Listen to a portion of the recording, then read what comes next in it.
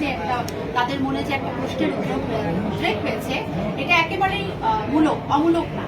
কারণ এই প্রশ্ন আমাদের আপামর জনতা এবং সমস্ত চিকিৎসকদের একই প্রশ্ন। হ্যাঁ, না আমি আমার একটা ব্যাপারে বলবো না, আমরা আমাদের এটার মধ্যে 2000 ডাক্তার ছিল যারা সবাই নন বিসিএস, যারা নন বিসিএস না, তারা 2022 সালে একদম ক্যাডার হিসেবে যোগদান আবার করেছে। তারা এখন সম্পূর্ণভাবে বিসিএস স্বাস্থ্য ক্যাডার। আমাদের যে বিসিএস ব্যান্ডেজ রয়েছে, এখানে কি আপনার নাম মানে পাওয়া যাবে?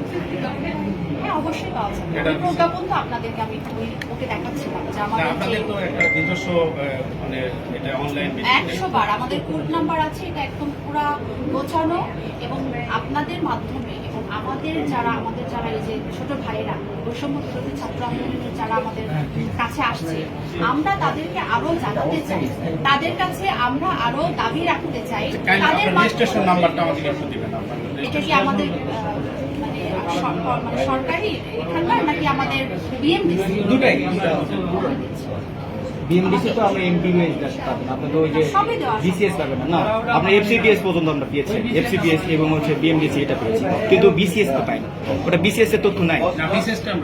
বিসিএসটা তাহলে আমার এমবিবিএস পোস্ট গ্রাজুয়েশন সবই হয়। হ্যাঁ হ্যাঁ, এমবিবিএস এটা তো আমাদের কর্তৃপক্ষ তত্ত্বাবধায়ক স্যারের কাছে চাইলেই আমাদের সমস্ত ডকুমেন্ট আপনি আজকে সকালে জমা দিয়েছেন।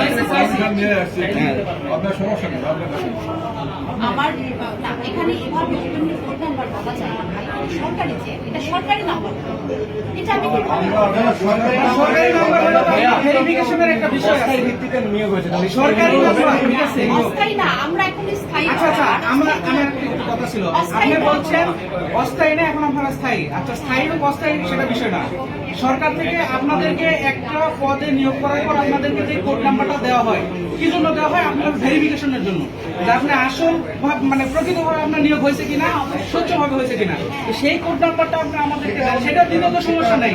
এটা তো আপনার নাম্বার, এটা দেওয়াটা কি উচিত? অবশ্যই মানে নেন আমার আমরা কর্তৃপক্ষকে জানাই এখানে আসছি। যদি আপনার ডাউট থাকে, আমরা কর্তৃপক্ষের তত্ত্বাবধায়ক স্যারকে নিয়ে আসো, তত্ত্বাবধায়ক স্যারকে নিয়ে আসো।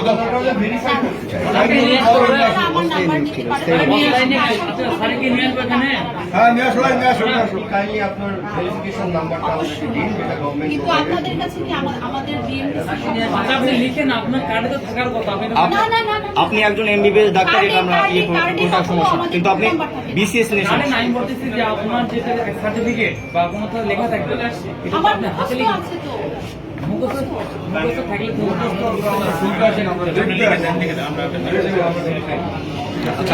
তোমাদেরকে বললাম যে তোমরা আসার আগে আমাদেরকে একটু অপেক্ষা করে আমি অনেক হার্ড কপিগুলো নিয়ে আসতে পারি।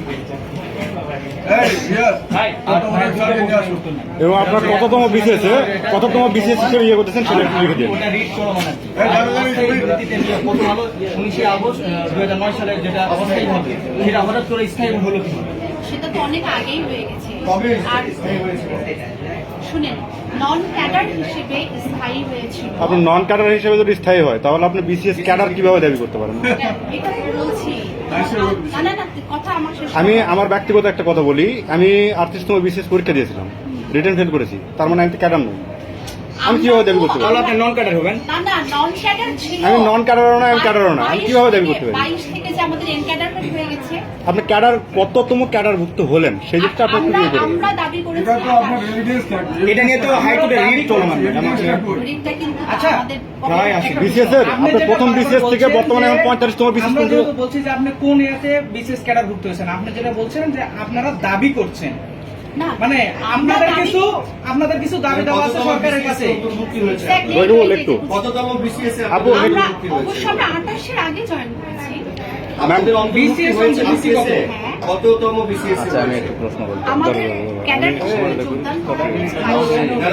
এখানে এটা এখনো বলে নাই, এটা নিয়ে তো এখন আমরা মুভমেন্ট করছি। তাহলে আপনি বিসিএস লিখার তো রাইট। না, ক্যাডার তো হয়ে গেছি।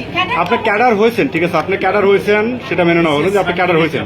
আপনার প্রথম বিসিএস থেকে ভাই একটু ভাই দেখেন না আপনার প্রথম বিসিএস থেকে বর্তমানে চলমান 45তম বিসিএস, এর মধ্যে আপনি কততম বিসিএস এ ক্যাডারভুক্ত হলেন? আমাদের অবশ্যই 28 দেওয়া উচিত। দেখে তো লাভ নেই। 28 দেওয়া উচিত। সাজেস্ট আমলে আচ্ছা, 28 দেওয়া উচিত কিনা মানে বোঝেন, ঠিক আছে? এটা দেখেছি। যখনই আমরা দেখাতে যাচ্ছি তখনই আবার সাজেস্ট খুনি হাসিনা দেখেছি। খুনি হাসিনা লাগলে নিরপরাধ মানুষকে ফাঁসি দিচ্ছে, এটা তো কোনো বিষয় না। হ্যাঁ, এটা কি কোনো বিষয়? সেটা বলতেছি যে আচ্ছা, কততম সোহাগ ভাই, হলেন? সোহাগ ভাই, ওকে আছে ওনার আপনাকে ডাকতেছে, একটু দেখেন, আপনি ওদিকে যান। সোহাগ ভাই, ওই মেয়েদের ওদিকে যান। ভাই দেখেন আমাকে একটু হেল্প করেন, আমি আপনাকে এটাই বলে দেখেন, এটা হচ্ছে আমাদের সাধারণত কেমন